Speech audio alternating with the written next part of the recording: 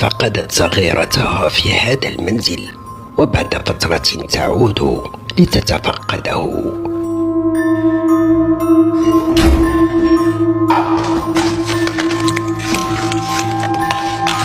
فيحدث ما لم يكن تتوقعه. من المفترض أن ذلك الجناح فارغا،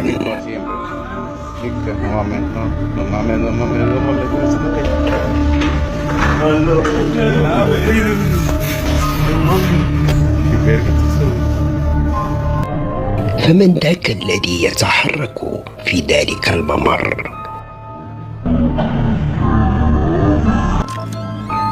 في بلاد كينيا يخافون على أطفالهم من هذه النسور الجارحة.